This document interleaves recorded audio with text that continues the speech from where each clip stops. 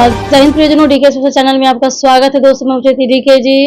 अभी मेरे साथ मौजूद हैं महर्षि तुलसी नारायण जी। उनसे बात करते हैं कि आखिर क्यों हो जाता है वह सब जो आप नहीं होने देना चाहते हैं। इस पर पूरा डिटेल्स जानकारी देना चाहते हैं। हर एक आदमी अपनी इच्छा के अनुसार से कुछ होना चाहता है। इच्छा आखिर है क्या? जो अतिरिक्त आवश्यकता को इच्छा कहते हैं। जो आपको चाहिए उस अतिरिक्त आवश्यकता में जो आना है वो किस विधि से आएगा, वो बाहर की वस्तु है। जो आप चाह रहे हैं अपने अंदर की वस्तु से चाह रहे हैं, जो जैविक चीज है जो आ रहा है वो भौतिक वस्तु बाहर की चीजें हैं। उसके अपने वेग होंगे, उसके अपने संवेग होंगे, उसके अपने अधिकार होंगे, उसके अपने प्रभाव होंगे, रुकावट होगी, गतिशीलता होगी। उसको हम नहीं जान रहे हैं। सिर्फ बिना जाने हुए जो अतिरिक्त आवश्यकता है उसकी इच्छा कर देते हैं। देखो लड़का है जो समझ रहा है कि हम यूपीएससी करेंगे, उसमें क्षमता होनी चाहिए कि है या नहीं है। खाली देखा देखी अब अगर इच्छा कर देगा मुझे आईएएस यूपीएससी करना है, वो नहीं होता है। तो इसलिए क्षमता के अनुसार से जो इच्छा होगा उसकी पूर्ति होगी। और बिना क्षमता सोचे जो इच्छा कर लेते हैं, इसलिए डायलॉग है मेरा कि क्या है जो आप होने देना चाहते हैं वो नहीं होता है। इसलिए वो चीज नहीं हो रही है। अब वो कैसे होगी, इच्छा क्या होगा, तो आगे आपको प्राण समझना होगा। प्राण क्या है? तो आप अभी आत्मा ईश्वर को हटा दीजिए, खाली प्राण और मन को रखिए। ये दोनों प्रैक्टिकल आपको नजर आ रहा है, अनुभव हो रहा है, अनुभूति हो रही है। तो मन है सो आपको विगलित करता है, मन बेचैन करता है। इच्छा मन में हो रहा है, प्राण में नहीं होता है। तो प्राण, हाँ प्राण सपोर्ट करेगा मन को।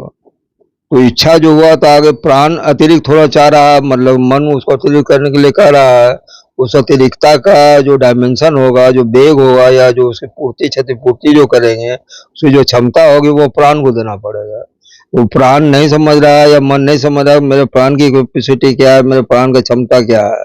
और प्राण में नहीं समझ रहा है कि मन कहाँ तक है, सो वो इच्छा कर सकता है।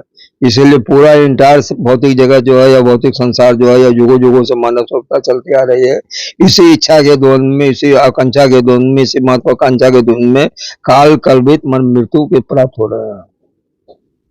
तो इसका मतलब कि तथ्य वही है सर।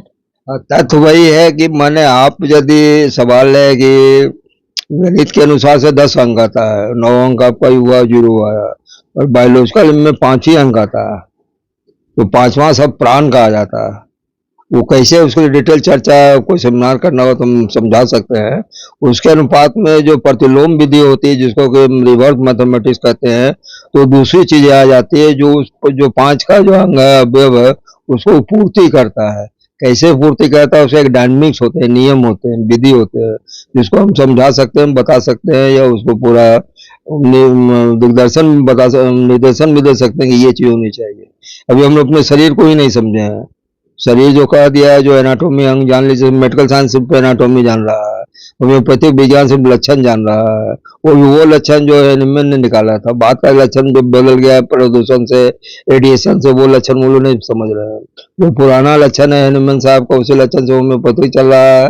पूरा इंटायर जो आपका एलोपैथिक साइंस है वो एनाटोमिकल चल रहा है। जेनेटिक्स उसकी चीजें हैं, जेनेटिकल इंडिविजुअल जेनेटिक्स को वो पकड़ नहीं पा रहा है, या उसके अनुसार से इलाज नहीं हो रही है, शरीर के अनुसार से इलाज हो रही है। इधर से आयुर्वेद में खाली वायु पित्त कफ वायु में अटक गया है। यूनान में जाइएगा, यूनानी पद्धति में तो वहाँ 2 पित्त ले लिया है, काला पित्त अलग कर गया है। तो ये सब पुरानी परंपरा को ढोए चले जा रहे हैं। आज के जो युग में जो बदलाव आया है, जो रेडिएशन का प्रदर्शन आया है, प्रदूषण इतना फैला है, इतने टायरे घिस करके रोड में उसके मोलिकुल्स घूम रहे हैं, इतने पेट्रोल का जो है धुआं वो चारों ओर व्याप्त हुआ है। इससे जो प्राप्त परिवर्तन है या प्राप्त जो भौतिक शरीर का जो आघात आ रहा है, उसको लोग नहीं समझ रहा है। आखिर क्या है जो हम होने नहीं देना चाहते हैं? इसलिए वो है कि आप पूरी विधि को, या आप अपने आप को आगे नहीं जान रहे कि हम हैं क्या। आपको जो समाज ने बता दिया, परिवार ने बता दिया, या जो डिग्री दे दिया, या जो स्कूल कॉलेज समझा दिया, उसी को हम मान लेते हैं कि हम अंतिम ही चीज हम है। या जो बनाते भी अपने आप को, तो उसी का अहंकार लेके बनाते हैं। फलाना आदमी करोड़पति है तो हम भी करोड़पति है, फलाना आदमी पहलवान है तो हमें भी पहलवानी का थी है। तो ये सब देखा देखी अहंकार है। और इससे आपके जो क्षतिपूर्ति जो है, या जो अतिरिक्त प्राण चाह रहा है, उसकी पूर्ति नहीं होती है। प्राण को चाह रहा है, आप कुछ कुछ चाह रहे हैं। सर आपको नाम दिया गया है महर्षि, तुलसी, ऋषि, वैज्ञानिक, आनुवांशिक वैज्ञानिक। तो आनुवांशिक वैज्ञानिक में मतलब कि आनुवांशिक रूप से किस तरीके से वो काम करता है? नहीं, देखिए मेरा मूल रूप में है कि मेरा नाम है सिर्फ तुलसी नारायण प्रसाद। अब उसको लोग विशेषण में बहुत सारे लोग जोड़ देते हैं अपने अपने भावना के अनुसार से, जिसको हम रोक नहीं पाते हैं। अनुवांशिकी हम कभी डिग्री हमारी अनुवांशिकी की नहीं है, हम हिस्ट्री के प्रोफेसर हैं, या हमने कभी जेनेटिक साइंस पढ़ा नहीं क्लास स्कूल कॉलेज में। पर मेरी हॉबी थी कि जब से खुराना को नोबेल प्राइज मिला जेनेटिक्स में, तब से हमने जेनेटिक्स पढ़ना शुरू किया। आज एक अच्छे जेनेटिक्स के हम जानकार हैं, पर कोई डिग्री नहीं है हमारे पास, तो इसलिए हमको आनुवांशिक विज्ञान कहना भी एक तरह से माने वो औचित्य नहीं होगा। लोग कहते हैं, हम नहीं कहते। हाँ, तो लोग को तो हम पकड़ नहीं सकते हैं ना, इसलिए कह रहे हैं। क्योंकि आपके पास जो इतना सारा प्रैक्टिकल है हर तरीके से कि आपने मतलब कि बहुत बहुत सारे प्रैक्टिकल में किए हैं आप। जैसे जिसका मतलब कि जिसका मतलब खाली लड़की हो रहा है तो लड़का होने लगा, तो लड़का अगर हो रहा है तो जिसका बाल बच्चा अगर नहीं है तो वो चीज अपने तरीके से, और वो चीज आपने बताया, जानकारी उन लोगों को दी, आपने करवाया, तो इसीलिए लोग वो कहते होंगे कि महर्षि हैं, तुलसी ऋषि, आनुवांशिक वैज्ञानिक बोल देते होंगे इसी बीच में। क्योंकि घर में खुशियों का आपके कारण मतलब कि 50-100 से ऊपर ही हुआ होगा घर में खुशहाली, तो हो सके इसी कारण से आपका उपनाम दिया गया होगा। हाँ, ये तो अपने अपने भावनाएं हैं लोगों का, उसको हम डिनाई नहीं करते हैं। और मेन ये है कि मैंने जीवन एक मिला, सबको पता है, आगे मिलेगा नहीं मिलेगा इसका कोई गारंटी नहीं है। मिलेगा भी किस रूप में मिलेगा ये भी लोग नहीं जानता है, क्योंकि हम वो चीज पकड़ते हैं जो एक चीज पकड़ा उसका बगल में रिलेटेड चीज क्या आएगा। जैसे एक पैर उठाए तो दूसरा पैर हम उठाएंगे, फिर तीसरा पैर उठाने के लिए फिर वही पुराना पैर उठाना पड़ेगा, तो गति इस तरह से चलेगी ना। तो हम संकेत को पकड़ लेंगे। पृथ्वी का संकेत क्या है? पृथ्वी का संकेत है संभावनाओं का सागर। यहाँ हर एक चीज हो सकता है पृथ्वी पर। उसी तरह से जीवन उसका एक अंश है, एक जीवन में भी संभावना है। आप जैसे इतनी बड़ी पृथ्वी मिली है, अब 80 साल का उम्र मिला है, तो अन्याय होगा कि भाई 80 साल की उम्र में कहाँ कहाँ लोग घूमेगा, खाली दिल्ली या पटना घूम कर रह जाएगा। जब 80 साल की उम्र में हमको चोकलवासिया जाना है, सिलवानिया जाना है, फ्रांस जाना है, वो सब का जो समय कहाँ से मिलेगा? तो कहेगा भाई ऐसा कोई ऐसी मैनेजमेंट ऐसा नहीं प्रकृति में, या यही अधिकार है आपका? तो अब यहाँ को कोई अधिकार, किसने इस अधिकार को लिखा, क्यों लिखा, औचित्य क्या है लिखने का? तो अभी इस पर, ये सब नई चीज है, नई विषय है, लोगों का उतना चिंतन मनन इस पर नहीं गया है। लोग परंपरावादी होते हैं, परंपरा से सीखते हैं, परंपरा में जो है उसी से आगे बढ़ना चाहते हैं। मैं भी परंपरा को मान रहा हूँ। मैं परंपरा में जहाँ जहाँ खामियां हैं या जहाँ जहाँ अवरोध हुआ है, जहाँ जहाँ रुकावट आई है, उसको दूर करने की मैंने चिंतन किया है, मनन किया है और कोशिश कर रहा हूँ। तो आपने अपने लाइफ में कितने लोगों को डॉक्टर, कितने लोगों को प्रोफेसर, कितने लोगों को यूपीएससी, बीपीएससी आपने सारा चीजें निकलवाए हैं, कितने लोगों को घर की व्यवस्था, आर्थिक स्थिति नहीं थी, उन लोगों को अपने इस तरीके से अपने माध्यम से अपने उन लोगों को सामने उजागर किया है।